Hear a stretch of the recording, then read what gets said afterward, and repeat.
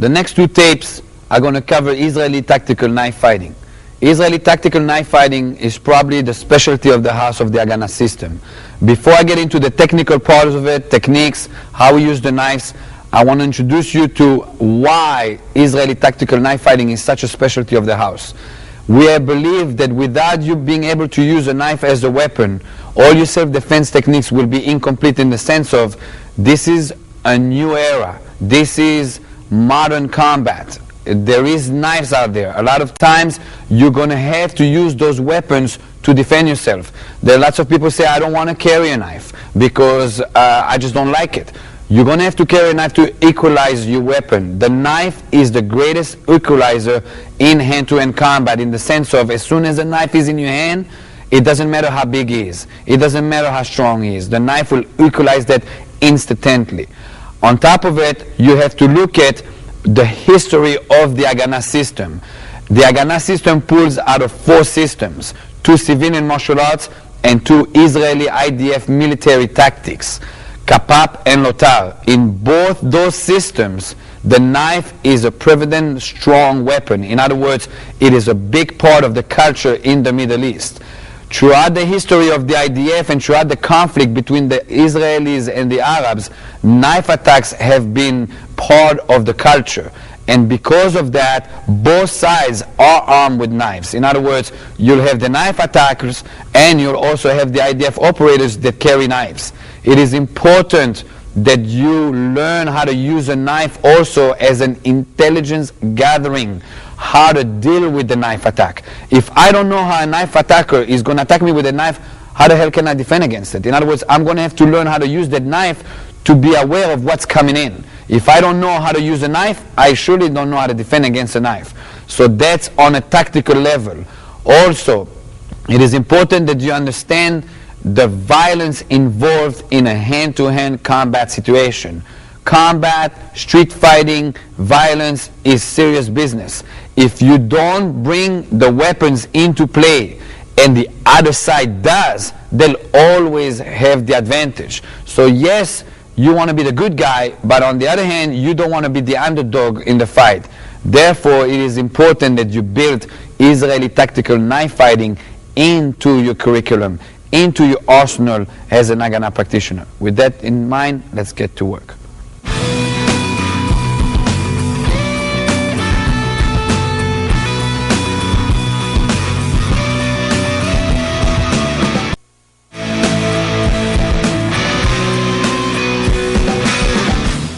What exactly is tactical knife fighting?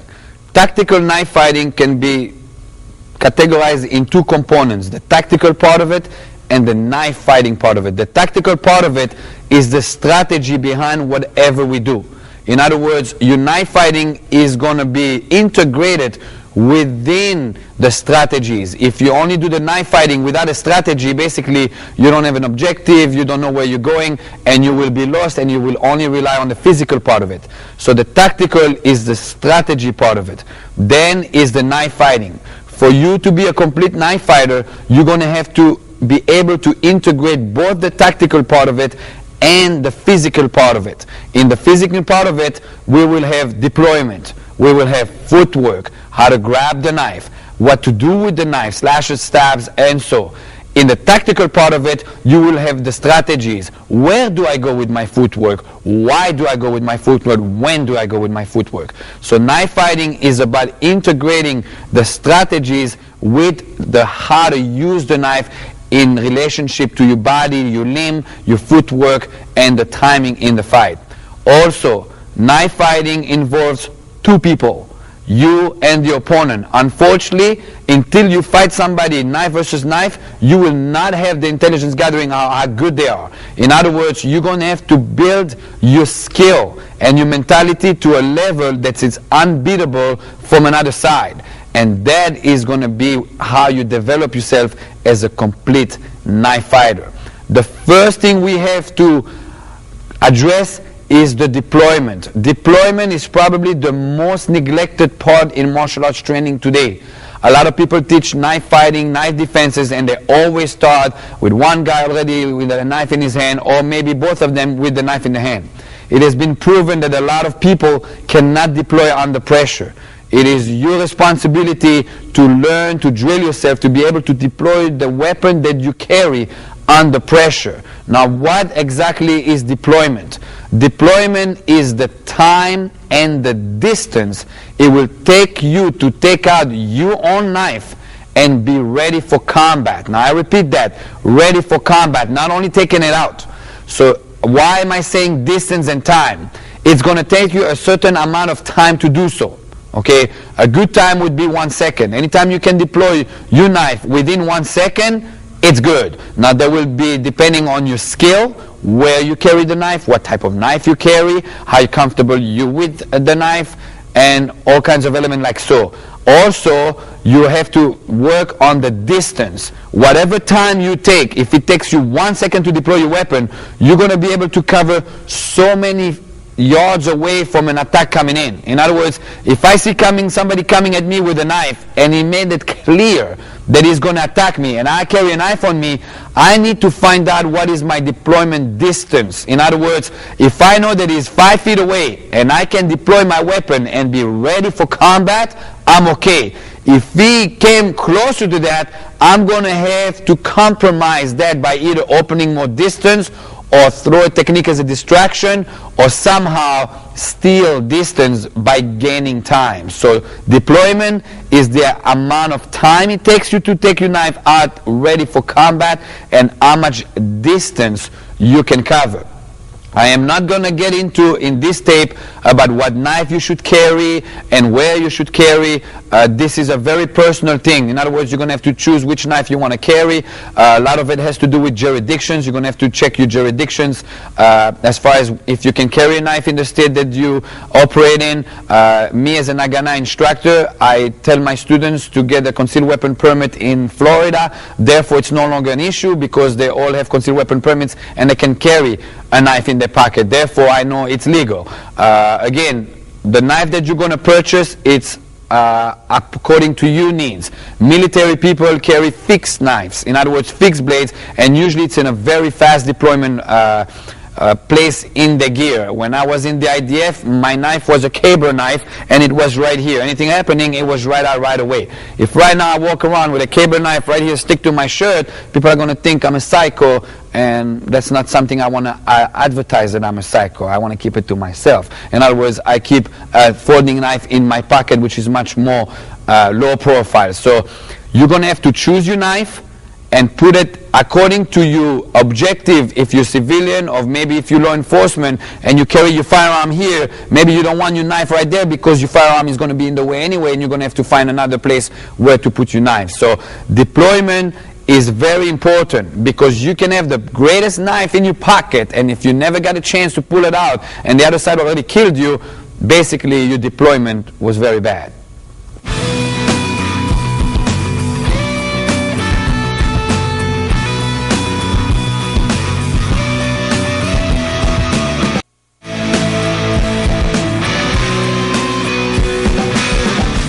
The best position you can position your knife for deployment for street self-defense is in the lower pocket of your pants. Some people put the knife in the high pocket. That's going to be a liability when you end up on the ground and he's on top of you and you're not going to be able to deploy it. The best thing to do is right here. You want to make sure that the knife that you carry has enough outside that you can actually grip it. That's why I like this specific knife, because it's got a ball. In other words, if the knife is right here, I can shove my thumb in and the knife is out. Okay, if it was here, it would be possible as well, but when I'm on the ground and somebody is on top of me, I won't be able to deploy it. Your knife has to be able to be deployed when you're standing, when you're sitting, when you're lying down, when somebody grabs you. You want to have access to that knife.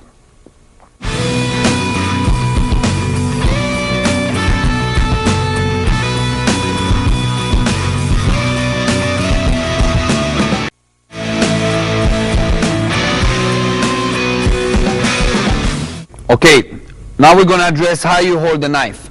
You will have two major styles of holding the knife, which is the regular grip and the reverse grip. It is important that you hold the knife properly so you don't lose it in the middle of an engagement. If you lose your knife in the middle of an engagement while the other side has a knife, you basically gave up your life. Okay, the knife is distributed into 4 parts. You got the handle, which obviously that's how you're going to hold the knife. You got the butt hand, which is an impact weapon and pressure point weapon. You got the control part of the blade, in other words, right here, and you got the slashing and stabbing part of the blade. Okay, when you grip the knife, what you're going to do is you're going to grab it with your knuckles first here. Okay, that is done. So when I'm done grabbing, the blade would be aligned with these knuckles, and wherever I go, the blade will follow. If you put the knife into your hand versus here in the joints of the knuckles, you're going to end up not aligned with that, and your slashes will not be in tune with your movements of your forearm and your hand. So again, first you're going to put it right here, clinch it, and hold it. Your thumb is going to go right here. I don't want to see your thumb like this. If you put your thumb like this and you start fighting, they're going to cut your thumb. They cut your thumb, that's going to short circuit you, and again, a knife cuts. Okay, in other words, it's going to completely mess you up as far as the pain is concerned. So I want the thumb right here. Okay, do not smother the butt hand. Butt hand, you're going to need it. Sometimes you're going to need to hit with it. Okay, so right here. As far as the knife, right here will be the part that you control, blocks, or maybe you're going into the neck. And right here is the part where you're slashing and stabbing. Every motion you do with the knife, you're going to want to need to keep a loose wrist. Don't tighten up. You're not going to make the knife any sharper by tightening up. Keep it loose. Every time you slash, it is the bottom of the hand that does the penetration. The bottom of the hand, right here, this part is the one that does the penetration. The top part, which is right here in the thumb, dictates where we're going with the knife. So the direction is the top, and the bottom is the penetration of the slashes. Now we go to reverse grip. Reverse grip, same thing happens first. I'm going to grab right here. Don't grab like this. I'm going to grab right here, close my knuckles, and slightly put my thumb here. Do not put your thumb like this. You just lost your impact weapon. Put your thumb right here. Alright? From here, same thing. I want to keep my wrist loose. When you hold reverse grip, don't ever hold it like this. You have closed a gate. If I hold reverse grip, and you'll see in the second tape, which is the advanced tape, we're going to address reverse grip. You want to keep your gate open because it is an entrapping hook motion. As soon as you do this, you basically gave that up. If you're going to hold the knife like that, you might as well hold the knife like this, and you'll have more length and more reach anyway, and it's much better anyway. So again, 1, loose. Keep everything nice and loose so you can use that knife in every direction and nice penetration on your techniques. Reverse, you're coming here and here. Do not put your thumb here, same thing here. Keep everything loose. Don't close the gate.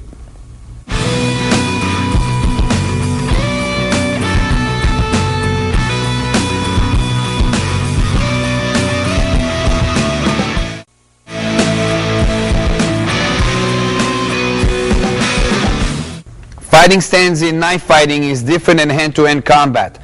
You always want to keep the knife up front. If you're right-handed, obviously you're going to have a right lead. If you're left-handed, you're going to have a left lead. All right.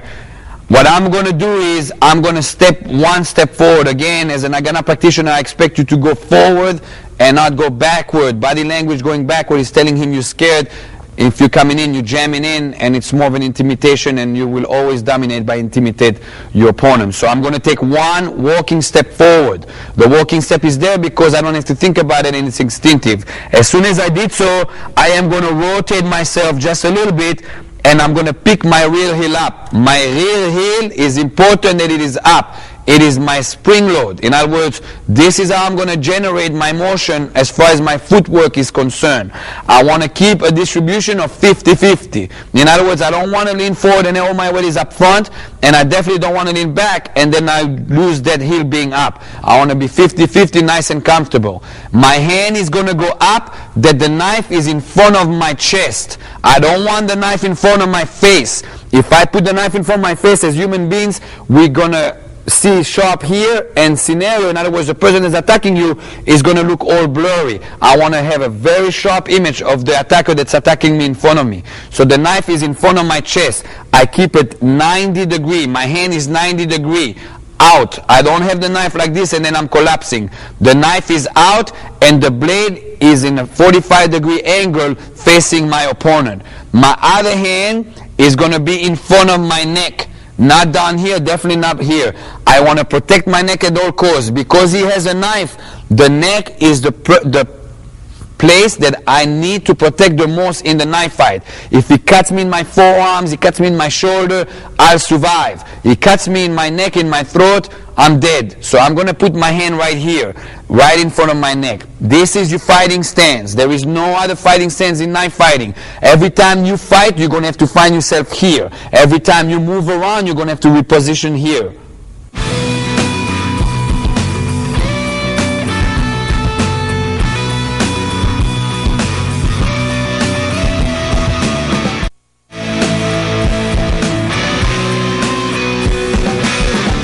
Okay, given the fact that you got it in a proper fighting stance and you have a proper grip on the knife, now you're ready to move. The first set of footwork will be going forward. When I go forward, I'm going to generate the energy of going forward with the rear heel. In other words, I'm going to push off from the rear heel. Whatever I push off, I'm going to take a step and close the gap.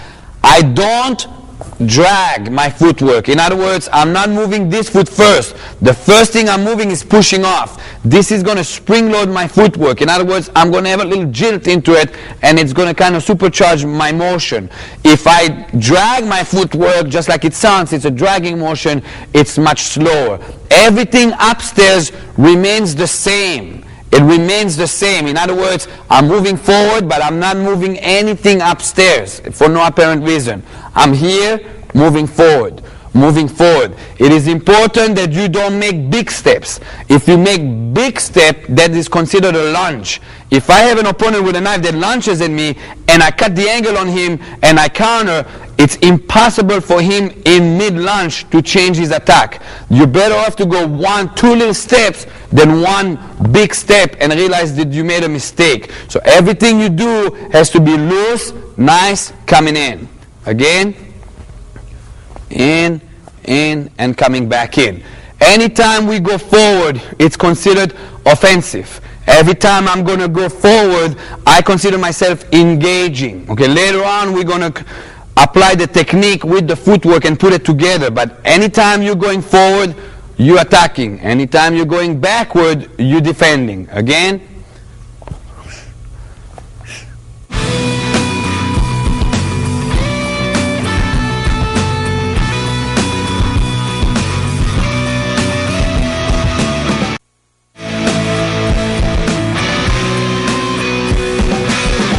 Okay, now I'm going to have to go backward. Going backward is different. I'm in my fighting stance, and I decided tactically to back up. In other words, either I'm overwhelmed with whatever's coming in, or either the situation dictates that I need to pull back. On this one, I am going to have to pull my front leg first. In other words, my front leg has to clear first. If I push my back leg first, what happens is I keep this as a target, and later on you're going to see that the front leg is going to become a target in knife fighting. In other words, I'm going to have to clear all my front backward in one motion. That will be done by doing what I call a half pendulum. I am going to come back by pendulum myself, half pendulum. It's called a half pendulum because a full pendulum technically is 1, 2. And that looks like I'm dancing, and I'm not wearing a pink leotard in this video series, so I'm not getting into dancing. In other words, I'm coming backward with a half pendulum right here. Again, now if I break it down slow, what I'm basically doing is I'm bringing my front leg to meet my back leg and then collapsing my weight and reposition. So two things are happening here. I have my physique or my mechanics of my body doing 1, 2, and I have the weight distribution of 50-50 becoming 100% in the center and redistributing 50-50 again. So you got two things working at the same time. Basically, you're supercharging your speed. In other words, it's the mechanics and the weight distribution that allows me to move faster. Again, I'm here and coming back here. Again, here and coming back here.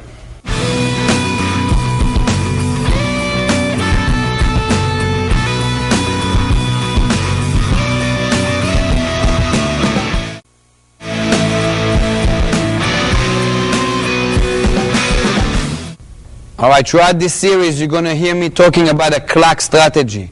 The clock strategy follows that Carlos in relationship to me is at 12 o'clock and I'm the center of the clock. So here will be 3 o'clock, here will be 9 o'clock, and right behind me will be 6 o'clock. So you're looking 12 o'clock, 3 o'clock, 9 o'clock, 6 o'clock. A lot of times you'll hear me say, I'm going to move into 2 o'clock. That will be for me to position myself according to the relationship between the both of us. So you got 12 o'clock, 1 o'clock, 2 o'clock, 3 o'clock. You got 9 o'clock, 10 o'clock, 11 o'clock. Most of the time throughout the video series, I'm going to use the hours that are towards this half of the clock. A couple of them will go towards the back, but most of the time it'll be either 1 o'clock, 11 o'clock, 2 o'clock, 10 o'clock, 3 o'clock, 9 o'clock. Each one of those hours have a relationship to right and left. 1 o'clock is the same thing as 11 o'clock, just it's on the right or left side. 2 o'clock is same thing as 10 o'clock, just right side, left side, and finally 3 and 9.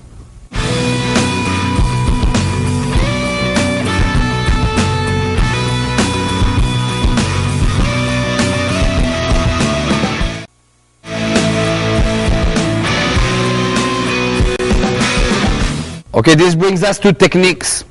You have 3 techniques that you can do with a knife systematically. You can slash, basically you're cutting through. When you slash, it will be done with this part of the knife, right here, the top part of the knife, and the slash is generating from the wrist. In other words, from the wrist, it's the generation of the penetration. You have the stabs. You have the stabs. Basically stabbing, you're taking the dagger part of the knife and sticking into the target that you will choose. When we stab in the Haganah system, it's like a poke. I'm trying to create a hole as fast as possible and reposition out. And finally, you have the blocks. The blocks will be me stopping what's coming from his incoming side with this part of the knife. So if he's coming with the knife, I will be blocking with the knife right here. If I violate that and I block with this, he'll penetrate. Am I going to slash him? Yes, but he will penetrate. So again, I got the slashes, I got the stabs, and I got the block.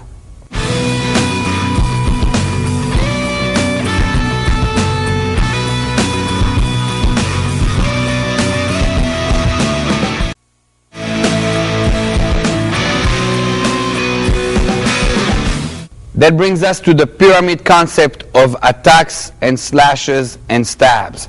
Alright, the pyramid is a tool that we use to train a practitioner how to use the slashes and how to use the stabs and combinations as well.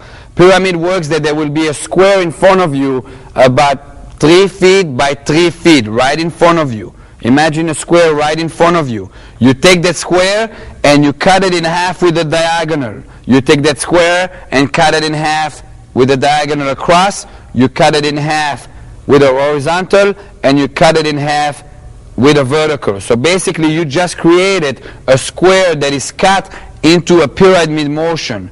That is the diagram I am going to use as far as me attacking. Now for learning purposes, you're using a big pyramid. We call this a pyramid because it's like you're looking at the bottom of a pyramid, and in relation to me, the pyramid is going out. All right, in the beginning, it's going to be a big pyramid. As you get better and tighter, you're going to make a smaller pyramid. And finally, you're going to make it the size of the target you're attacking. And we'll show you in a second in relationship to your opponent. Okay, the first techniques you're going to have following that pyramid are the slashes. Now, the reason why the pyramid is big in the beginning is for muscle memory programming. In other words, you're learning the techniques, and usually when you learn a big technique, you're going to ingrain it into your muscle memory. So I'm getting into my fighting stance, I'm getting my grip of the knife properly. I'm going to follow the lines that are on that pyramid. The first one will be a slash down. In other words, I'm slashing down. That is considered first angle in the pyramid, right here, slash down. Now I can travel on that line upward as well. 1, 2. So that line has 2 traveling routes. 1 and 2. Second one will be the other diagonal. That will be considered the second angle. Again, I can travel down and I can travel up. So I got down and up. It is important that every time you slash with the blade. In other words, when I went this way, blade was facing my opponent. When I go upward, I'm going to have to turn the blade and go with the blade. Don't go this way, you're going to end up getting stuck or basically raking him instead of cutting him. So same thing. This is 1, this is 2. And of course you can travel down, up, and down. Then you got to cross. You got to cross from this side and you got to cross from this side. So that will be considered angle 3, angle 4. Alright? Finally you got downward, upward. So altogether you have 8 lines of slashes. Diagonal down, diagonal up, diagonal up, diagonal down. Horizontal to this side, horizontal to this side, down and up. 8 lines of slashes. Now, as you practice your slashes, you're going to follow those lines. The reason for that is, if you attack according to those lines, you're never going to get stuck with your knife. Human flesh is flexible, muscle is flexible, skin is flexible. If you start doing like round motion on skin, you're going to get stuck. The skin gets all tangled up and you can't cut through. As long as you follow this technology of slashes, you're going to slash through up to the bone. In other words, the slash will penetrate. You're going to go through the skin, through the what we call soft tissue organs, the veins, the muscles, the skin, the fat. You're going to go right through it up to the bone. If you start doing any Picasso motion, in other words, round motion, it's not going to work. So every time you slash, you're going to follow those lines of that pyramid. Now, as you get better, of course, you're going to start tightening up, because I don't want to exaggerate my motion and travel negative. Travel negative means as long as the blade is going to my target, it's considered positive. As soon as I'm done cutting and I continue traveling, that's considered negative. Anytime I'm in negative, he can collapse me by either trapping me or by simply attacking me with his knife. I want to cut down the negative. In other words, I want to have as less negative as possible, because that's the weakness of the motion. Therefore, when you make the pyramid smaller, there is less negative. And finally, you make it to the size of a target. Next, you will have 9 points of stabs using that same pyramid. If you look at the diagram where the lines are meeting, there's going to be 1 point in this corner, 1 point here, 1 point here, 1 point here, down corner, 1 point here, 1 point here, and 1 point here. That makes 8 on the outside and 1 point of connection of all the lines in the center. 9 points of stabs. Now every time I stab, and this is why we call this a pyramid concept, I'm going to stab inward the pyramid. In other words, if I'm taking the top corner here, I'm going to stab this way, not this way. If I end up stabbing this way, you're going to see in relationship to an opponent, I end up slashing versus stabbing. Right now, I'm working on stabs, and I want to make sure that all my stabs are penetrating and basically making damage as a stabbing motion, not as a slash. So again, I got all those 9 points straight in the center, this corner, this corner, this corner, this corner, this corner, straight from underneath this corner. And every time I stab, my hand remains here. I keep everything the same. My footwork stays the same, and only my weapon, or only what I'm working at right now, is moving. Everything else remains the same.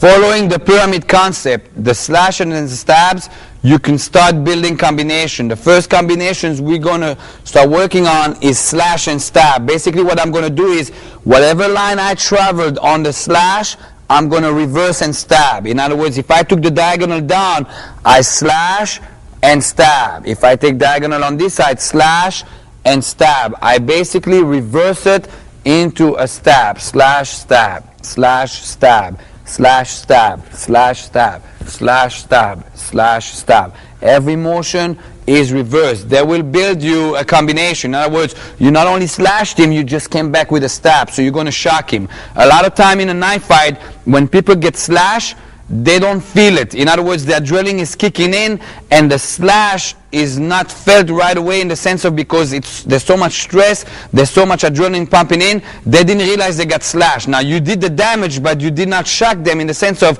they didn't feel it. And it's the stab who's going to come back with that shock, which will be the short-circuiting him as far as being effective. On the same token, you can have stab and slash. Now stab and slash is a little bit different. I'm taking a stab. I'm going to have to rotate the blade to come with a slash. In other words, if I took that stab, I don't want to disconnect, come out of this flash, and then slash him again. That will be considered two attacks. It will be the stab, come back, slash. I want to create damage by stabbing him, keeping the point of my knife into his flesh, hooking it, and slashing. So his wound will be a hole, a hook, and a deep slash. Again, stab, hook, and slash. Stab, hook, and slash. Anytime I stab, I hook, turn the blade, and slash. Stab, hook, and slash. Stab, hook, and slash. Again, I'm following all those points that I have. Now, if you are looking at on a mathematical view of it, you have 8 slashes to begin with. You have 9 stabs. You have 9 stabs. You have 8 slash and stab combinations. And you have 9 stab and slash combination. 8 multiply 9, multiply 8, multiply 9. This is how much possibilities you have in your attacking modes. Okay, if you multiply those numbers and you attack somebody following this pyramid, there is not one human being on earth who's going to be able to cope with that pressure of stress coming in with all these attacks. So when you attack using that pyramid motion, you're coming in with those combinations, one after the other, overlapping. He doesn't know where it's coming from, he doesn't know what's next, and you keep attacking, keep attacking. That's going to overwhelm him, short-circuit him, and damage him to the point of that you basically eliminate him or terminate him.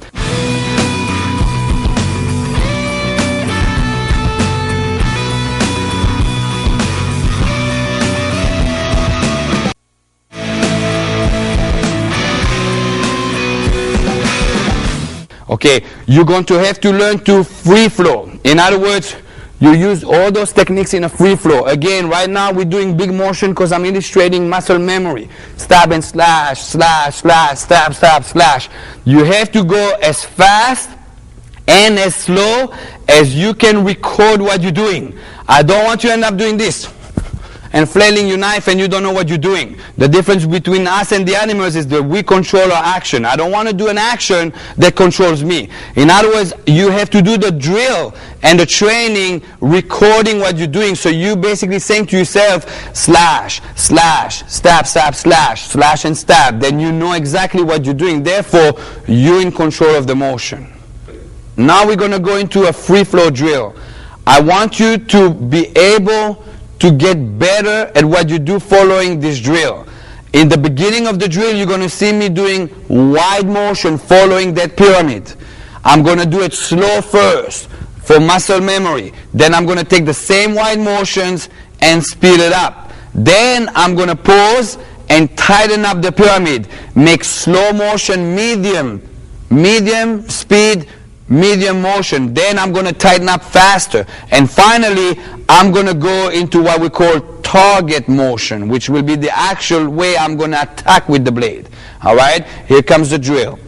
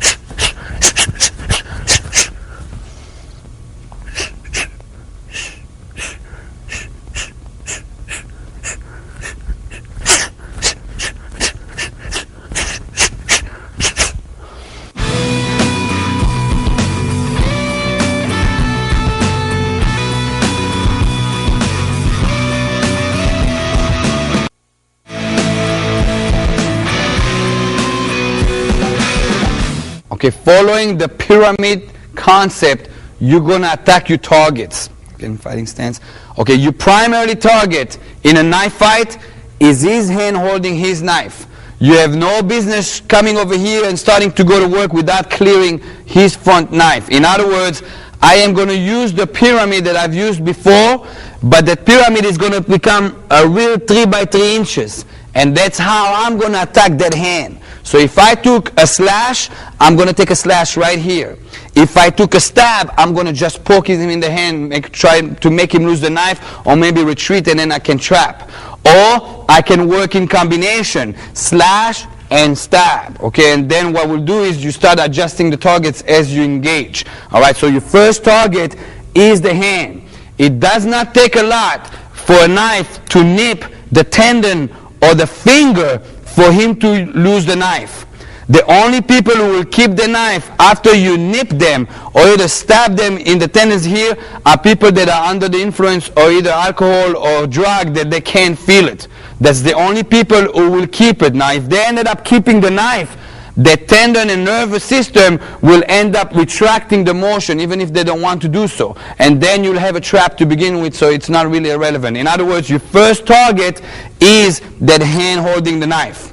Secondary target will be the mobility. Mobility is the tendon right here, or the tendon on the inside. In other words, I'm going to try to use that pyramid into a slash right here. If I cut him on the tendon here, and he tries to move towards me, he's going to collapse this way. In other words, I took his mobility out. If I collect his tendon on the inside with across the pyramid this way, he's going to collapse this way. In other words, I took his mobility out of that. After that, I get a freebie on killing him, basically. And only then your third target will be his throat. And the same thing happens here. I put like a little pyramid as a target. If I'm stabbing, I'm coming stab here. If I'm slashing, I'm slashing here. If I'm stabbing and slashing, it'll be one coming in, hooking, and slashing down. So my pyramids are starting to be on his body.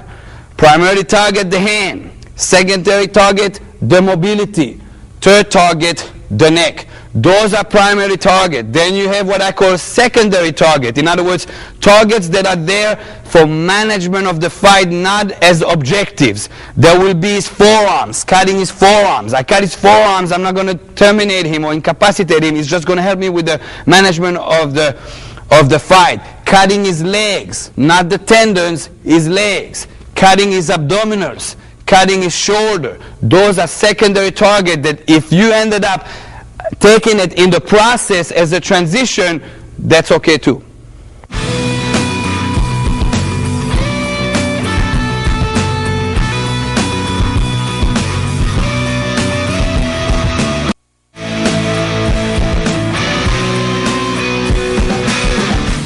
Carlos is getting his fighting stance and I am in my fighting stance.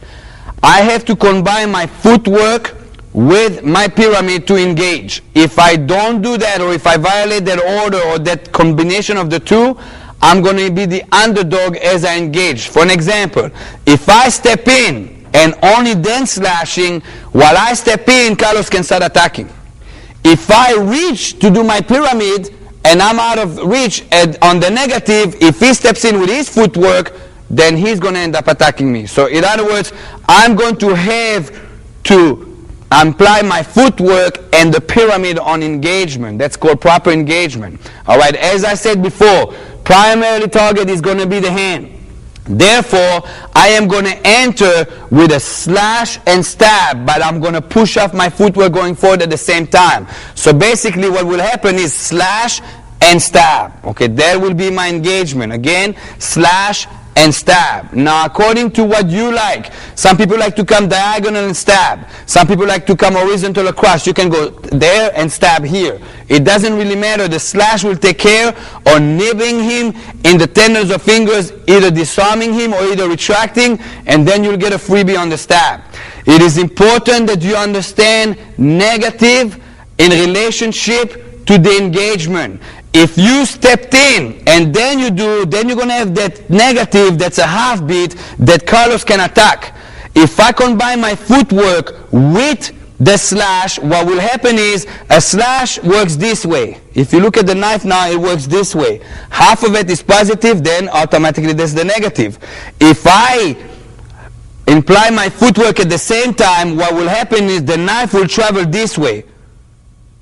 In other words, my footwork is going to steal that negative. Okay, it's an optic illusion, but the knife never, even though my action retracted, because I'm pushing off with my footwork, knife always traveled forward. That's called stealing the negative. And that's called having a proper engagement. So every time I engage, it's footwork, slash, and stab.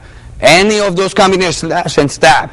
I don't want to see my Haganah students going straight for a stab, ignoring that hand. I don't want to see my Haganah students only fishing for a slash, because if he retracted his hand and now he comes in, you did not occupy the line in the half beat. It's important you understand. Every technique I throw, if it's a slash or if it's a stab, that's considered a full beat. Things in between are called half beat. The half beat I establish by supercharging your footwork in combination of your techniques, and that will give you the edge in the knife fight. People that are uneducated about knife fighting look at it and say, wow, they're quick. They're not quick. They are inserting half beats in between.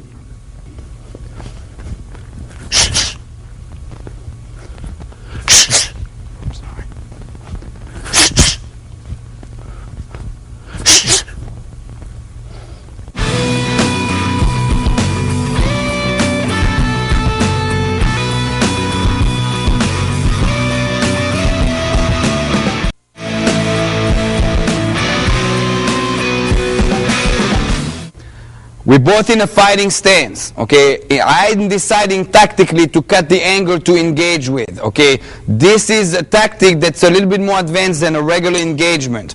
Instead of me coming straight on with a slash and stab, I'm going to decide to cut the angle, okay? Cutting the angle means angling up and rotating my opponent, and there is a tactical reason why I'll do so. If I'm here, what I'm going to do is I'm going to come right here, okay? Maybe he came in with a straight stab and I angled up to avoid that, or maybe I initiated the angling up to begin with, okay? As soon as I'm here, what I'm going to do is I'm going to imagine that somebody's got a cable to my ankle and it's being yanked this way, and automatically I cut the angle. Watch again. In other words, if Carlos came in for a stab and I'm here, I rotate and cut the angle. What this does now, anything Carlos is going to do, he's going to have to turn his guns first. And that puts me in a half beat ahead of him footwork wise. In other words, I get a half beat for free. Alright, so again, I'm here, one here, rotate here. By a turn, I can already attack, and he's completely mine. That is called cutting the angle. If you learn to cut the angle, and you actually use this as part of your engagement, you will always have the advantage. This is considered a strategy to rotate your opponent. In other words, I came here and I rotated him. While he rotated, I get the half beat, versus that if I'm only here me against him. Now it's skill against skill. In other words, it's who's going to have better engagement. When I rotate him, I already have the half beat on top of him. He's going to have to be super fast, and most likely he's not going to be able to do it, because what happens is, if you look at the knife in relationship to our bodies, my knife is already close to him. His knife is all the way in the back. By the time he rotates, it's too late.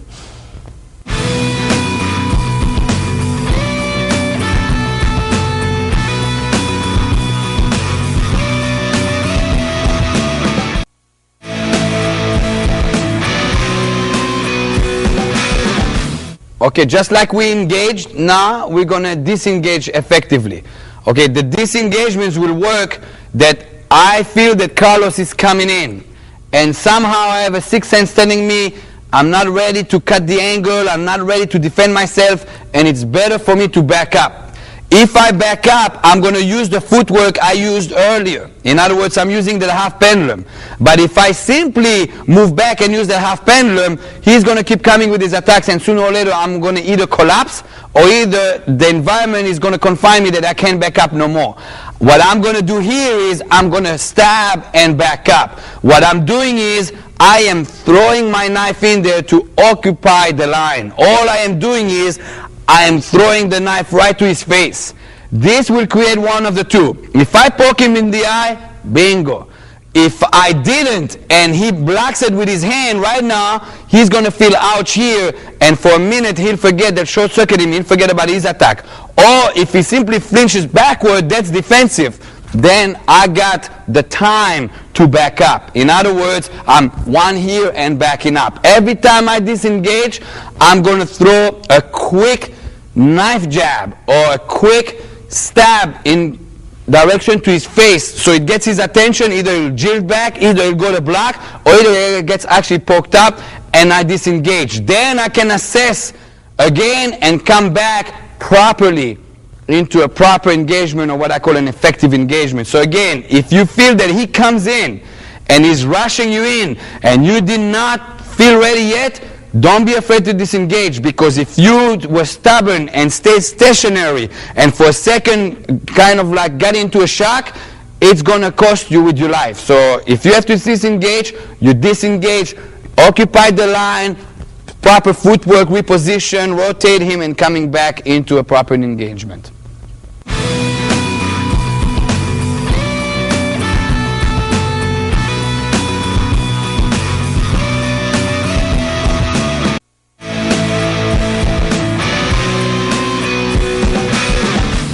All right, we already addressed the issues of engagements, cutting up, cutting the angle. If I do not have the choice of the engagements, in other words, I did not initiate the attack, he already is in flight with his attack, or I didn't get a chance, my timing was off, and I didn't cut the angle, and he's already in flight with his attack, I'm going to have to refer to counters. In other words, knife versus knife, what do I do specifically against that attack? The first attack will be the first angle of the pyramid. Again, it's coming down this way. It could be a stab, and it could be a slash. I treat it the same way. The speed and the timing and the stress and the pressure, I'm not going to be able to identify. My knife is up front. What I'm going to do is I'm going to use the knife as my block. Okay, if you remember from the tape of the knife defense here, it would be seizing.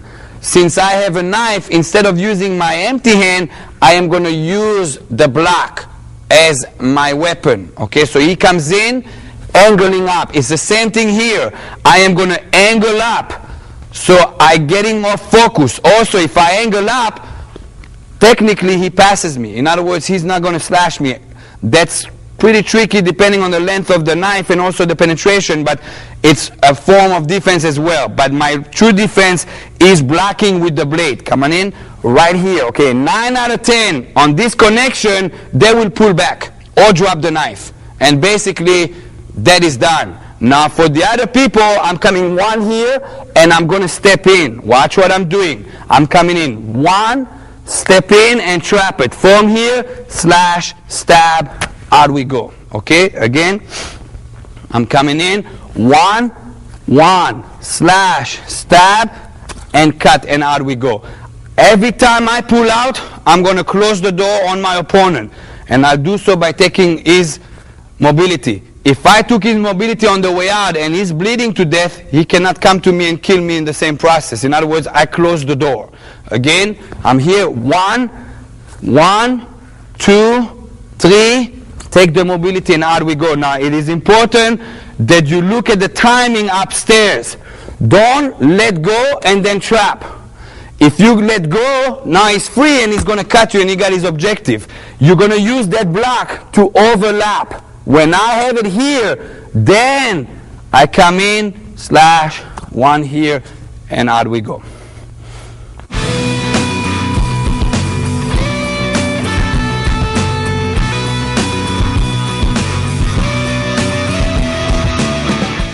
All right, Carlos comes in with that same attack. Now, sometimes you have to realize that timing is not only up to you.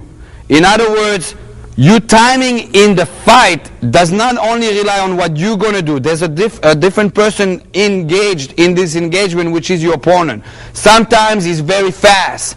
Sometimes the attack is already in motion and you did not have the timing to go here. In other words, you froze for a second. If you fail to move into a dominant position, you're better off letting that attack pass and attack on the negative or counter on the negative. In other words, right here I attacked on the positive. It basically was an interception. That will require you to stay calm under pressure. It will require you to have the confidence to engage, and that's going to have to be developed over time. Now, I'm going to take you into, I'm here and I let it pass. As soon as I let it pass, what I'm going to do is I'm going to use my blade and my trap. 1 here and 1 here. I connect with the blade first. In other words, I let it pass. Don't go like this, because if I go like this, he can slice you up. It is the pain that's going to make him short circuit by me putting here and coming here. From here, again, 1 kidney shot, take the mobility and out. Again, I came here, let him pass, throw your blade in there, and trap by the elbow. Right here, by the elbow, and kind of like pin it to him. From here, don't waste your time. As you travel here, you're going to end up slashing here and fillet him. Slash through, kidney shot. When you stab somebody in the kidney, it short circuits his whole system. And from here, I'm coming down on the tendon, slack out, and he'll collapse. Okay? Again, I let it pass. 1, 2, slack out. Go on this side, please, Carlos. Let it pass. 1, 2, slack out, and there we go. Okay, Carlos went here, and I passed in, I came in. Right here, look what I'm doing. I'm going to enter 1, 2. See what I'm doing, my footwork? I'm entering to slash, so my stab is nice and strong. From here, I'm going to cut the angle. It's the same thing again. It's like having a cable to my foot, and somebody yanks it here, cut the angle here, slash, and out I go. Okay, again, I'm letting pass, 1 here. Slash and stab, enter, cut the angle in here. You always cut the angle because right now, after I cut him, he's going to collapse that way anyway. You don't want to cut him here and he collapses here. If anything, he's going to pull you into a ground fight with the knife, and that's going to be very ugly. Always go out where you know he's not going to collapse into.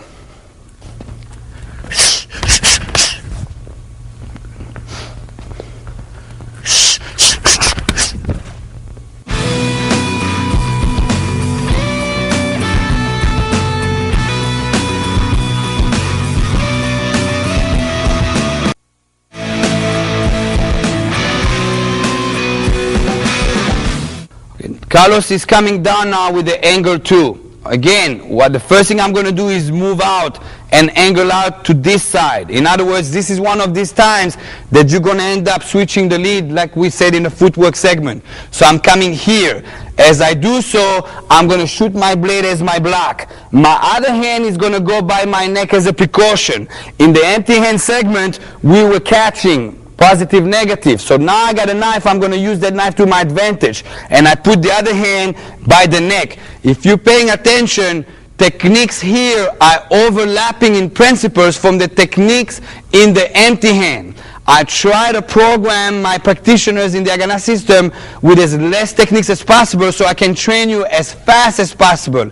It is the same methodology that is used in the IDF. When the young soldiers come in, they got to train 2-3 months, 4 months the most, and they get deployed. We don't have years to train them. The same thing happens in the Haganah system. It is not my objective to train you for 10 years and finally you can defend yourself. I want to give you the system, you train a few months, and you're ready to go. So the principle overlap. And the footwork is the exact same footwork, okay? Instead of me reaching this time, I'll use the knife. All right, from here, same thing will happen. I am going to go for a trap. I'm going to step in and regain my fighting stance. In other words, if you're paying attention, I switched over now. As I step in, I'm going to take this foot and regain my fighting stance, and I'm going to trap by the elbow. From here, I'm going to slash and stab. I have no business starting slash and stab before I trap, because Carlos is going to just drive that knife into my throat if I do so. So again, 1, 2, 3, same shot, slash across, kidney. From the kidney shot, I'm going to take the mobility again, and again, I'm closing the door, we're cutting the angle. Again, it is the same methodology. I came in here, 1. From here, 1, 2, cut the door, and cutting the angle on the way out.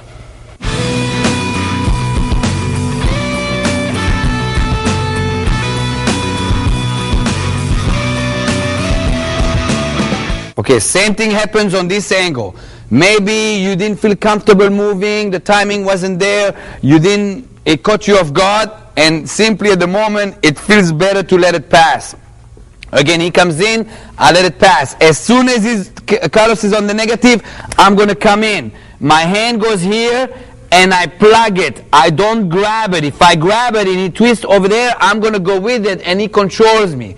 If I plug it and he tries to move, I let it be. Okay, again, so I'm here, I let it pass, and right away here, I plug here, and my blade is shooting for the bicep.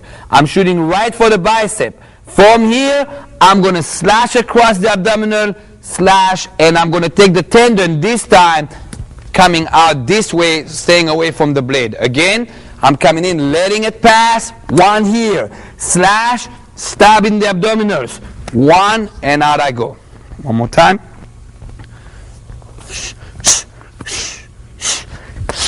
And out I go.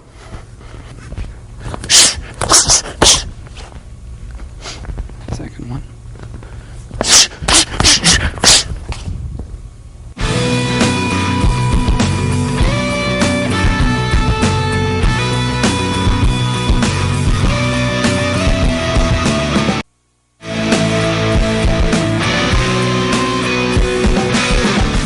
That brings us to angle number 3. Carlos comes across, right horizontal into my abdominal. Again, across, right horizontal. The first thing again I'm going to do is I'm going to angle out for the reason of getting him more focus, get myself a little bit more space. Same thing here. So I'm coming here. As I do so, I'm going to use the knife again as a block. Right here, my other hand goes by the neck just in case he got through, and I want that hand to protect my neck no matter what. I have no reason reaching out. I reached out earlier here because I had no weapon. If I have a weapon, I'm going to use the weapon as my shield. So again, I'm coming here, 1 here. From here is the same thing as we did earlier, just is downstairs. I'm going to enter and trap. When you trap, plug, don't grab. If I did grab here and he turns the hand here, now he controls me and it's a problem. Okay, so again, I came in, 1, trap. From here, slash across the abdominal, stab him, angle out, and take his mobility out, close the door on the way out. Again, I'm here, 1, 2, angle out, and here we go.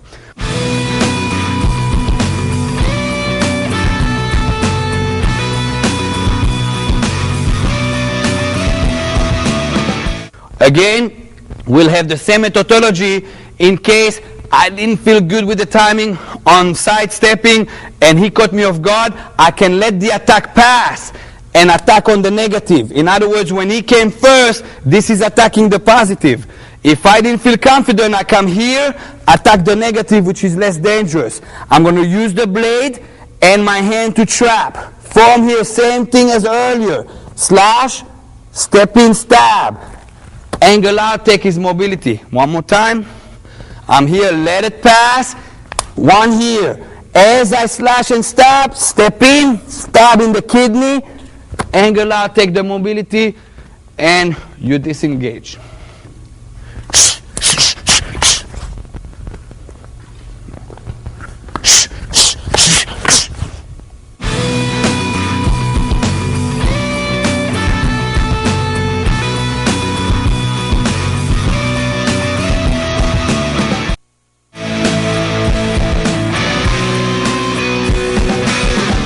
This time Carlos comes across horizontal from this side to this side, right here. Again, the first thing I'm going to do is angle out for the sake of getting him off focus and also giving me a better angle on my counter. As I angle out, I am going to use the knife block to the hand. Other hand is going to go by the neck just in case. Again, here I ended up switching my lead. You're going to have to recompensate for that. Again, he comes in. One. From here, as I step in, I'm going to trap. Slash, stab the kidney. From here, take out the mobility and angle out. Go on this side, please. Same thing happens again. I go one, step, slash and stab, take out and angle out the angle.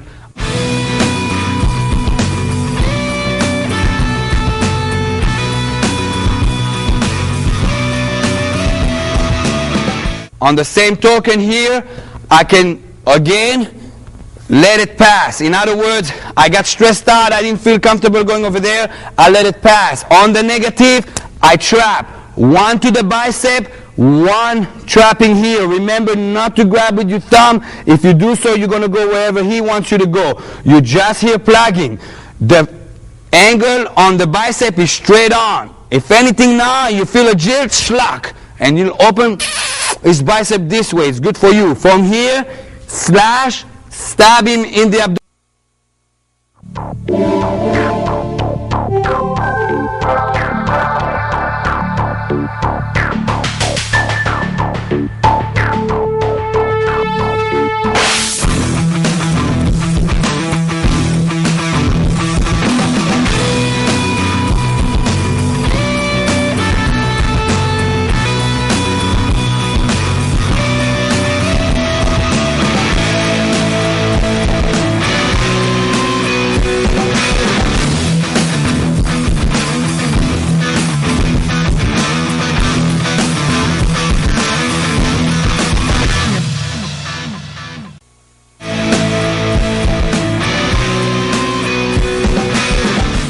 That brings us to knife sparring. Before I get into the technical part of it, I want to explain why we do knife sparring, what are the advantages and what are the liabilities of knife sparring.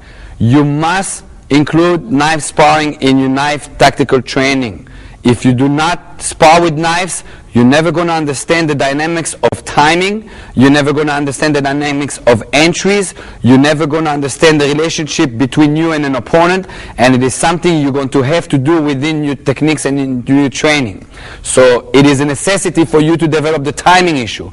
However, the liability of sparring is you're not sparring with real knives. And in a certain sense, you are building a wrong sense of confidence because you're actually not getting cut or you're not getting basically terminated. So you're going to have to fine-tune your knife sparring that it still stay realistic, but you still get the training. That is done in the Haganah system with the time limit on the knife sparring and also the training knives that we use. The time limit in knife sparring in Haganah is 30 seconds.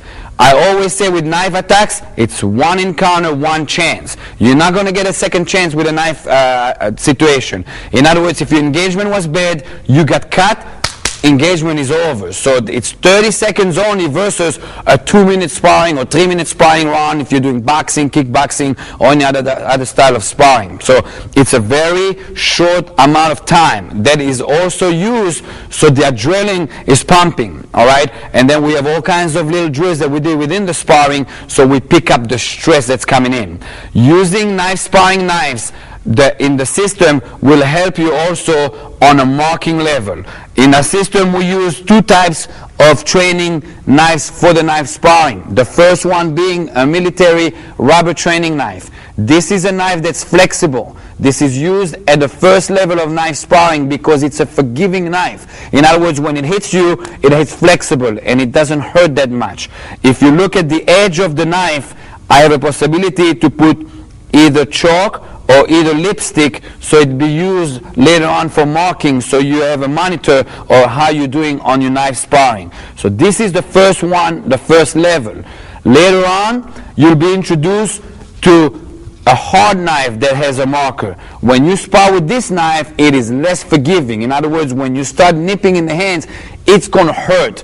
This illustrates more of a reality without getting cut, because it's actually hurting you, and when they're going to nip you, you're going to pull your hand just out of the instinct of the pain. So this is the first level, again, flexible, it'll give. This is the second level of knife sparring. It is less forgiving. Both of them have edges that you can mark them, so you will have a monitor of how you're doing in your knife sparring. Okay, according to those knives, you're going to have the training knives, and you have to understand knife sparring. It is not a sport. There's not a 1-0, 1-1. It has nothing to do with scoring. What you are building in your knife sparring is an instinctive skill to be able to go in and out engagements, to be able to read.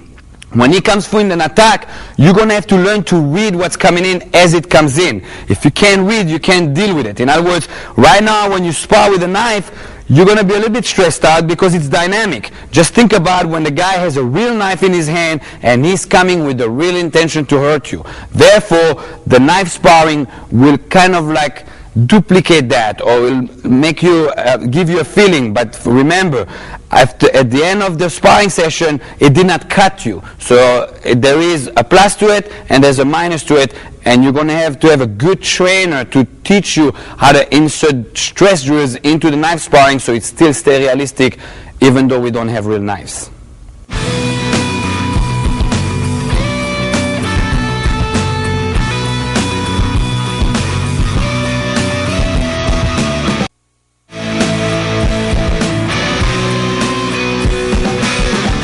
All right, I'm facing Carlos, Carlos is facing me. Now before we get into the actual techniques, I want to remind you of primary targets. My primary target is going to be to nip his hand. Any cut or any nip I do on his hand is basically either disarming him or either collapsing him into he's going to need to pull his hand, and then I get a freebie. So you're going to see that my main target to begin with will be the hand. Secondary target will be take out the mobility. In other words, the tendon on this side or the tendon on this side. And then I will have the shoulder. We use the shoulder in Haganah as a target simulating the neck. If I get him across the shoulder, it would have been just like I cut him across the neck. If I poke him straight in, it would have been just like I got a stab in the neck. We stay away from the face because I don't like to program my practitioners to have too much gear on. Every time we train you, we want to bring you as much as possible to the reality. In other words, if you start having a helmet, headgear, then your confidence will be false in the sense of you're not going to care that that knife is going to poke the helmet. So our target as a training device is the shoulder, but it's still going to have the instinctive defensive movement behind it. All right. When you knife spar, it is important that you understand the quality of your entry. In other words, your entry is very important. If your entry is sluggish and slow, you're basically getting in the line of fire of his knife. You got to be very careful. A lot of people, beginners that start knife sparring, they get too excited and they start just slashing each other all over the place. In reality, after one good slash, you're incapacitated. So that's not reality. It's in and out. One engagement, one chance. So I don't want you to get in the habit of like, oh yeah, this is great. I love knife sparring. Let's do it all night long. No, you want to get in and out. Every engagement, in and out. All right, for instance, right there's a nip. He got disarmed.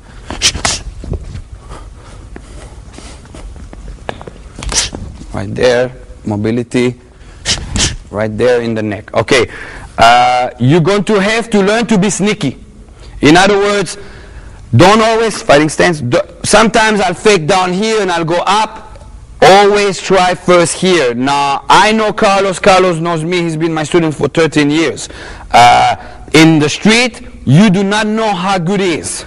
In other words, you don't know how fast he is. You don't know if he's got good entry. You don't know if he's got any training to begin with.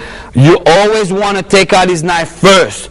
Now, sometimes you're going to go here, and every time you try to get that hand, he pulls it out, Then you know, okay, that's a trained person, because most people that are not trained will leave that hand there or will actually get too busy to come in, and then they basically give it to me. But if I have a person that every time I come in he retracts, that's a sign of a trained person. Then you're going to have to switch to mobility. Try to take out his mobility. Okay? Only when I played with the disarm and the mobility, I start climbing up here. I have no business coming straight here with ignoring this.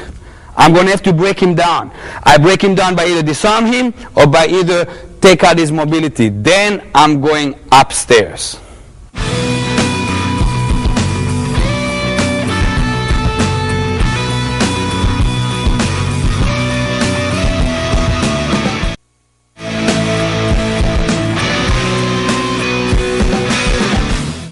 I got Carlos in front of me. It is very important for you to realize and remember, you need to stay composed, calm, and patient. Don't start jilting yourself into the knife. He's got a knife. Do not ignore that fact, okay? There's a lot of people that get into knife sparring and they get too excited and they just go in just for the sake of going in. I'd rather wait a couple more seconds and read what he's got. Usually, while you look at your opponent, you're going to see if he's trained, you're going to see if he knows what he's doing, and if anything, you're going to be able to detect anything that's coming in much better. With that in mind, I'm going to use a rotation. Okay, rotation means instead of me always coming in straight, slash and stab. Even if, let's say, I got a good pyramid technique, I'm nice and tight, my footwork is good, my engagement confidence is good. If I always go in that way, it's my skill against his skills. In other words, if he is as trained as me and as good as me, he can angle up and then it develops from there. A lot of times I'll use a rotation to be a thief. I'm going to steal a half beat. Okay, what that means is every time I turn, Carlos is going to be forced to rotate, to align his knife to be in line with his attack. In other words, when I turn, he rotates. In that time that he rotates, there is a half beat timing behind me. In other words, I am the one who dictated when he gets to move. I can basically now engage. What the rotation will do is it will give me an engagement advantage. In other words, I departed first before he departed. In other words, I rotate him as he rotates schlag. I got him right there, disarmed him, and then I got a freebie on the entry.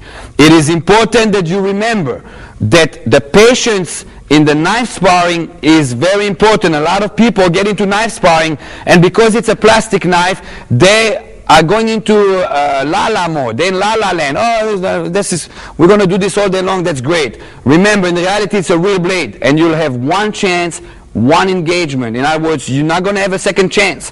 And it's important that you learn to be patient, and if you're not sure, start rotating your opponent so you got a half beat advantage on the timing.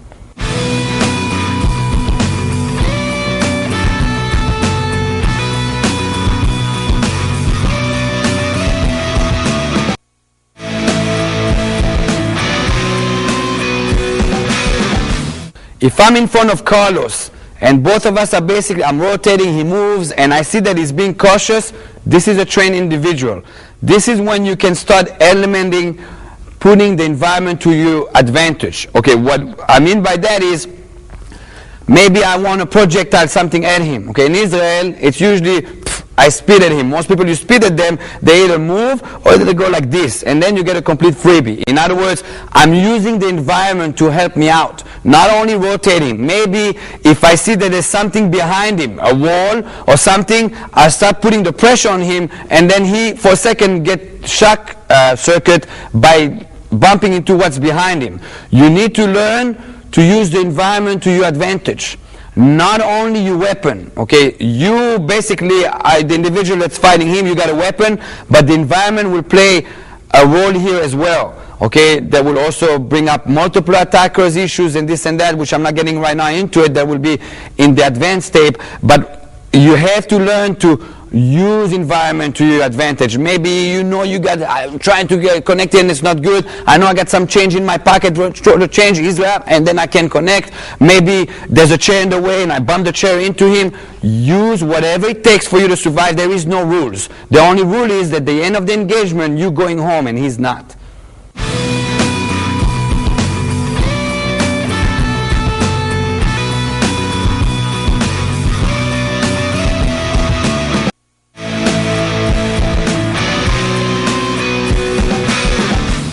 Now let's address the issues of advanced tactics. After you have mastered the footwork, the techniques, the principles, you've been introduced to sparring and you develop that, you can move on to advanced tactics. We're going to introduce you to 3 advanced tactics. Number 1 will be the reverse grip style of fighting. Number 2 will be double knife. I got 2 knives against my opponent. And finally, we're going to address the issue of multiple attackers within a knife fight.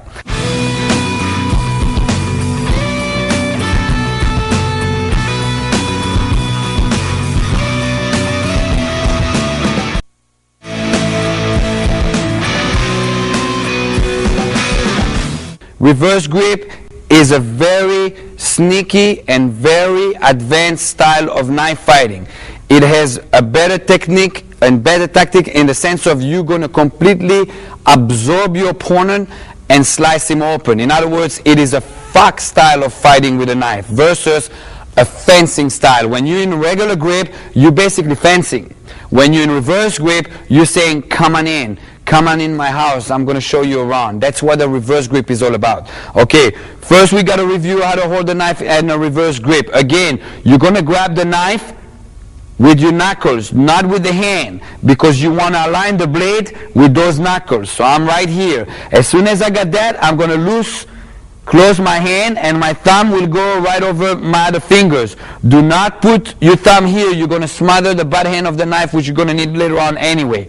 I'm going to be right here. My hands stay loose and I keep a 90-degree angle. In other words, if I'm getting in my fighting stance, that knife stays in a 90-degree angle. That is called the gate of the reverse grip. I want to keep my gate open. If I put the knife like so, some people like to hold it like that just for the style of it, you're closing the gate. Therefore, you took away the whole purpose of why you're fighting in reverse grip. Might as well hold the knife this way. Alright, so I'm keeping my gate open. Now we're going to have to go over the same principles as we did with the regular grip. You're going to have to be able to apply all your pyramid techniques with the reverse grip, starting out with the slashes. So I got slash up, slash down, slash up, horizontal across, slice up, slice down. So all those lines apply on that pyramid like you did before with a regular grip. Same thing applies here with the size of that pyramid. In the beginning, nice and big. So your body records the muscle memory, and if the motion is big, usually your body will remember. You get a little bit better at it, you tighten it up. You get better at it again, you tighten it up to the size of the target that you're going to want to cut. So first thing is the slashes. Second, you're going to have to stab. Again, every time I stab inward the pyramid. If I take this corner, I'm going to stab this way. So the knife goes inward the pyramid. If I take this corner, I'm going to stab this way. I'm not going to stab this way. They'll end up slashing out. So every time I stab, I'm going to stab inward. Again, I make it big first, and then I start tightening up. Every time you stab, it's like a poke, like your ice poking ice. A poke. Don't try to stick the knife into him because it's going to take a long time to stick it out. Just make a hole. Make a hole. That's why you go into the throat. It doesn't take much power to enter a throat with a knife. Alright, finally, you will get the combinations. You got slash and stab. Again, whatever slash you take, you reverse. Slash, reverse into a stab. Slash, reverse into a stab. Slash, reverse into a stab. Slash, reverse into a stab. And finally, you got stab, slash. Stab, slash. Stab, slash. Remember here, you're going to have to turn the blade, so you don't end up raking them. It's important that every time you slash, you're using the blade. you're using the blade.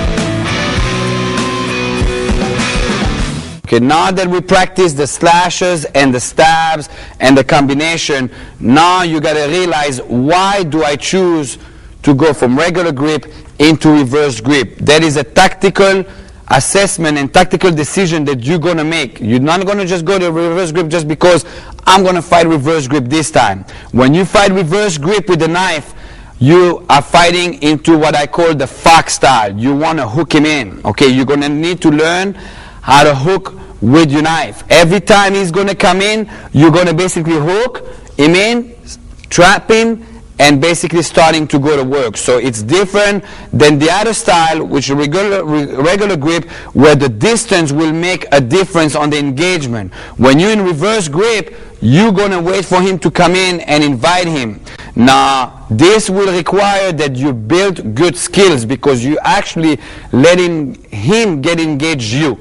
Okay, in some way, psychology-wise, you have the advantage, even though it doesn't look like so, because you are baiting him in. You know he's going to come in.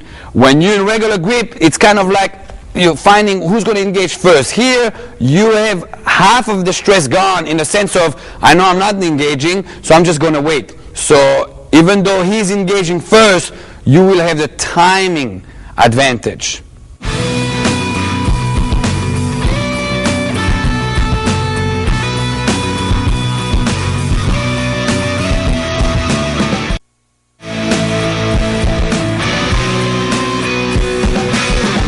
Okay, in the segment of the regular grip, when Justin was coming in with a straight angle one, the block was created this so. Okay, the difference between blocking and hooking will be that if Justin comes again, I'm going to hook instead of block. Okay, the reason for that, if I'm in reverse grip and I block, most of the time that will create a disconnection and I never got a chance to pull him in. Alright, so hooking will be hooking him in.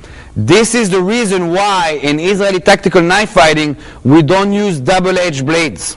Okay, we use singular blade, because if I had a double-edged blade, when I'm hooking, I'm going to end up cutting him and he's going to disconnect just out of being cut. If I have a singular blade, then what happens when I hook him, I can trap him in without him pulling out because he's getting cut. So that's the main reason why in Israeli tactical knife fighting we don't use a double blade as a leading knife. Now you're going to see later on, as we use both knives, two knives, the rear knife will be a dagger and that knife will be double-edged, because there's no issues of trapping or hooking or bringing him in with a knife. That knife would be simply used as a piston. So the leading knife is never double-edged. If it's a rear knife, that's going to be a double-edged knife. That's why in the military units, the leading knife is always hooked here, like the paratroopers or the special forces, and the secondary knife is a boot knife. And the boot knife is always double-edged. If you get a boot knife, you're going to see it's double-edged. That's why, because leading knife, single edge. Boot knife, secondary knife, always a dagger.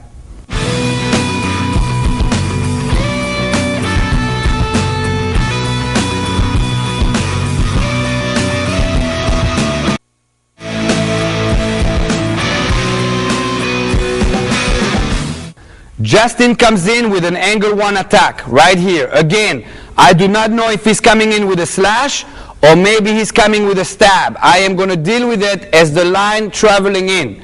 Just like I did with the regular grip, I'm going to do with a reverse grip. I'm going to cut the angle to 2 o'clock as a precaution of getting out of the line of traveling of the knife. My other hand is going to go by the neck to protect my throat. In the process, I'm going to block. Now this is for training purposes. I am building you up to be able to hook directly without blocking, but you're not going to need this point of reference as a learning tool. As soon as I got a block here, I'm going to hook it. Now when I hook, I'm coming in with a 90 degree. This is when I said earlier, if you have a reverse grip and it's like this, as you would have blocked, it would have slid in. Or you never get a chance to hook because you close the gate. You always keep it 90 degree so the gate is open for the hook. Again, he comes in, block, and hook. Now when I hook, what I'm going to do is I am going to circle up until my elbow is higher than my shoulder. If your elbow is lower than your shoulder, you're going to direct him to your neck and he's going to kill you. In other words, every time you hook, that elbow has to be higher than your shoulder. I call this the Quasimodo technique, because look like Quasimodo. In other words, if you don't feel like Quasimodo for 1 second, you got it wrong. Again, it's here and up, so that elbow is higher than the shoulder, so he cannot cut you in your throat. One more time, he comes in, one, and right here. From here, I have a trap. One, slash, stab, out I go, just like the same way I did with a regular grip. Again, he comes in, one, hook. From here, I go to the elbow. Go to the elbow. As I check here, now I can go down here. Do not go down here without getting the elbow. If you didn't get the elbow and you went down here, he's just going to cut your throat open. Okay, so again he comes in. One, two, elbow above shoulder, check his elbow, slash. Stab in the kidney. I'm going to take his mobility on my way out and get away from the knife by cutting the angle, and right there is the end of my engagement. Now, as soon as you have developed the block and you got the footwork done and you got the positioning done, now you're ready to go into straight to hook. It is very important here to realize that what's going to make you survive this is the footwork more than anything else, in the entry and on the way out. Every time you position yourself according to the footwork, you are going to determine if you're going to survive or not survive this engagement, because when you're in reverse grip, essentially you have less length with the knife. Therefore, you're inviting them closer. You're going to have to compensate that by having superb footwork. As it comes in, I'm going to hook straight in. From here, slash, stab, on my way out. Remember, on my way out, I don't want to come here and try to get out here, and now he kills me on the way out. I'm always going to get out of the line of the traveling of the knife when I'm on my way out. Again, I'm here, hooking in, 1, 2, and out we go.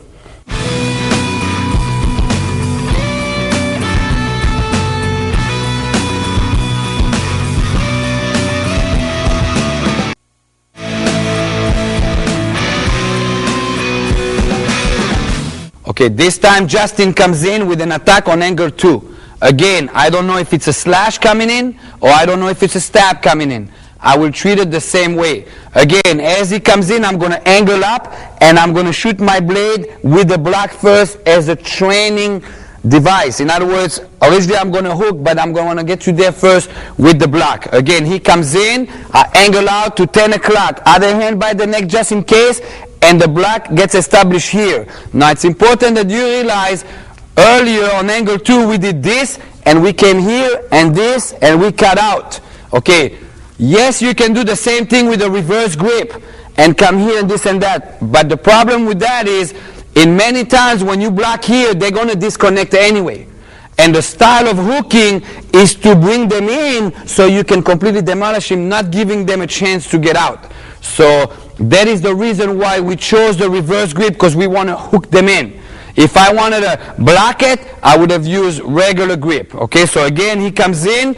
First thing is the block. From here, I'm going to hook and circle out and serve it right here into my trap. Again, he comes in, stop it, hook, serve it right here. From here, slash, stab. Again, you have the option here, slash, stab to the groin, slash, stab to the abdominals. I'm going to pull out, mobility here, and angle out here. Always angling out of the knife traveling line. Again, he comes in, 1. From here, serve it right here. Slash, stab, mobility, and out we go. Justin comes in, I'm going straight to hook. Now it is important here that you remember, when you go straight to hook, it is your footwork that gives you that insurance that you're not going to cut. If Justin comes in and I simply hook, I'm going to hook him right into my organs.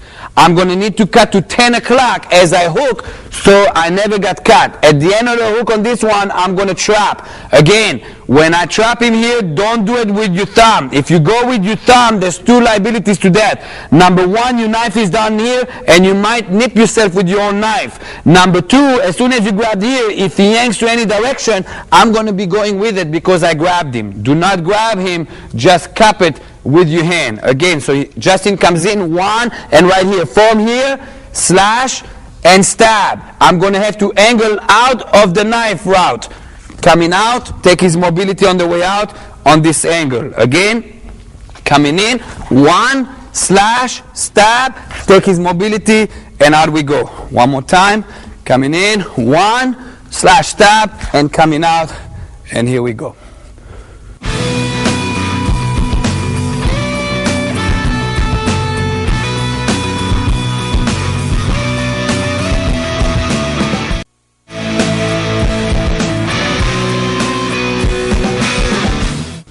This time Justin comes in across with an angle 3. Again, I don't know if he's coming with a slash or I don't know if he's coming with a curved stab. In other words, I'm going to deal with it the same way of the line that's coming in. Again, as he comes in, I'm going to move to 2 o'clock. So I don't stay focused in front of him. If in anything, I make him pass the line of the attack. As I do so, he comes in, I'm going to put my block. Again, this is just for the stage of you learning. I'm putting my block here. My other hand is going to be by my neck. From here, I'm going to hook until I look like Quasimodo again. Elbow above shoulder. Do not, because the attack is lower, come on in Justin, be lazy and only come here and then he comes across your neck and it's over. It is important that you bring it all the way up for security purposes. Again, he comes in, one, I hook all the way up. As soon as I'm here, I'm going to have to check his elbow, slash, stab in the kidney. Again, I'm going to have to stay away from that knife. I find my way out, closing the door, taking the mobility on this angle. One more time, coming in, one, from here, hooking all the way up, checking the elbow, slash, stab him in the kidney, and closing the door, angling out away from his knife. All right, Justin comes in with his angle 3, and I choose to hook right away. It is important here again that as I hook, I move. If I don't move and I simply hook, I'm going to get cut. I have to angle out and make sure my elbow is above shoulder. When I have this neutralized, only then I come in with my counter attack and with closing the door. Again, one more.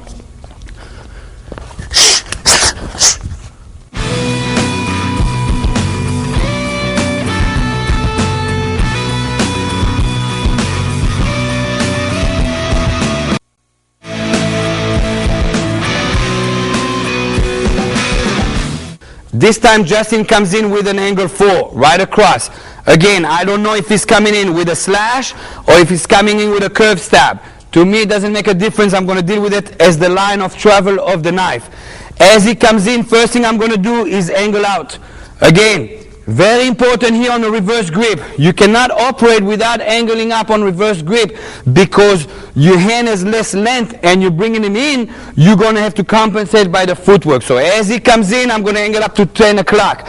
I'm using the block as a training hazard to go into the hooking. From here, I bring him up into the trap. Remember, do not put your thumb. If you put your thumb, it's too close to your own blade. If you put your thumb anywhere he goes with that hand, pull, right, I'm going to go with it, and that's going to be a liability in the fight. Again, as he comes in, angle out, one here. As soon as I got it here, slash across, stab, pull out, and take his mobility on the way out. Again, came in here, one.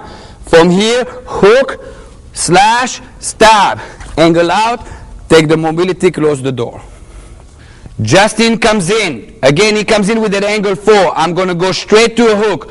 On this one again, you need the footwork. If you go to hook without the footwork, you're going to get cut. It's important, I keep repeating it, but it's important for your survival.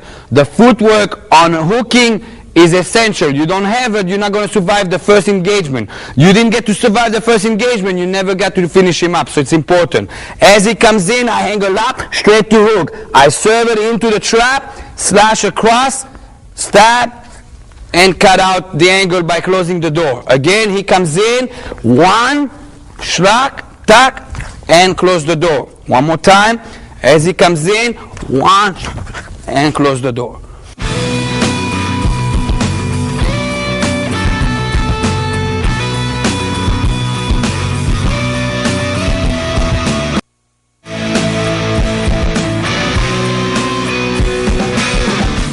This time Justin is going to come in with a straight stab. He's just rushing in with a straight stab.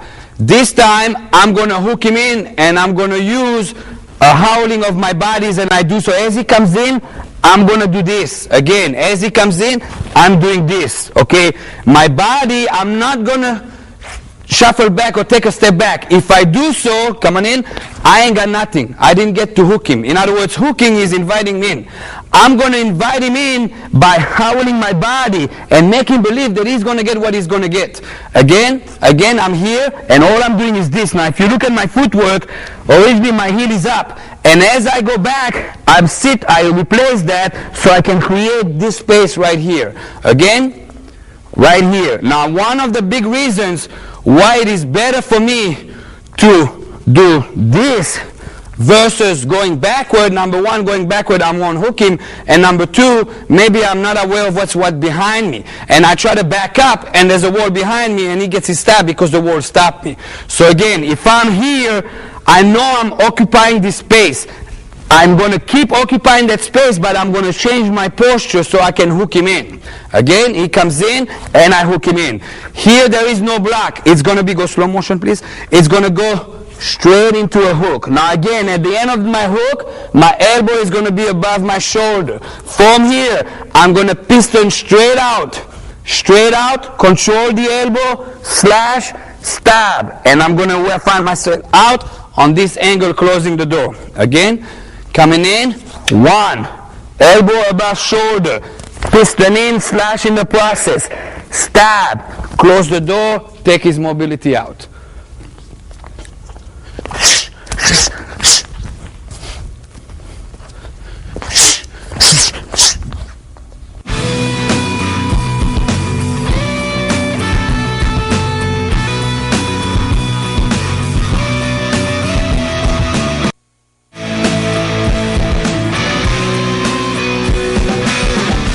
Justin now comes in with a shot from below. In other words, he comes in just coming from below. On this one, I am going to use a block no matter what. Even if I'm going to continue with the hook, I'm going to start with the block because the motion is just too strong and it's going to be too much of taking a chance to try to hook right away. So here, first thing, I'm going to block. As soon as I got the block, I'm going to hook this way.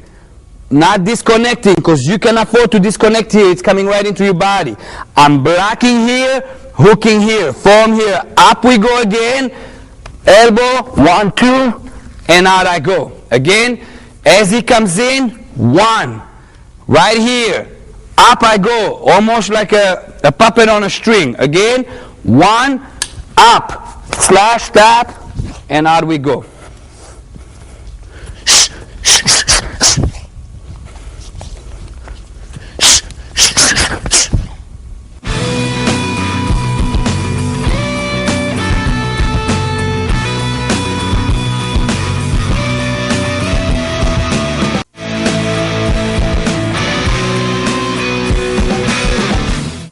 Double knives. That brings us to the issue of double knives. Usually in a military setup, the leading knife will be a single blade and the rear knife will be a dagger. There is a reason for that. The leading knife has to have the option to be able to hook if I choose to go in reverse grip, and also so I can threaten my opponent without actually endangering him. A lot of times, instead of me using the blade, I'll use the door pod. He doesn't know that, and he's intimidated, and I'll get the information out of him real fast. In other words, the knife up front has to be a single blade. Rear knife is a dagger. Now I'm going to pick you up from what I left you the last segment with a reverse grip. Carlos is going to come in with an understab. I'm right here. Again, I'm right here to begin with. From here, I'm coming up. Now instead of me trapping and coming in with this knife, I got a dagger that's working like a piston. Every technique, if he comes in with an angle 1 and I came here, this is going to come in as a piston. My rear knife is used as a piston. So really, double knife is the same thing as single knife, reverse grip, just your rear hand is always working as a piston. Again, so he comes in, I'm coming 1, in, and right here. All right? So anytime you have double knife, you can piston down. Now, military setup, sometimes he attacks. He's got a knife, and I got a knife. And I know I cannot take his life. I need the information out of him. In other words, automatically, if I have 2 knives or whatever, I am going to come into reverse grip because I'm going to have to hook him in. As I hook him in, if he comes in under stab, right now, instead of dagging in, I can go in behind and here. Now he knows I got 2 knives. This will be an intimidation factor to begin with. Now the dagger on this scenario will be used as a disarm. In other words, when I come here, as I come up here, I'm going to basically piston into the hand of the knife. In other words, I'm come 1 and come right here. See the disarm? And now I can come in. And I chose not to take his life. So double knife can be used as a piston on the hand that's holding the knife from the hooking, or it can be to take him out with the dagger motion.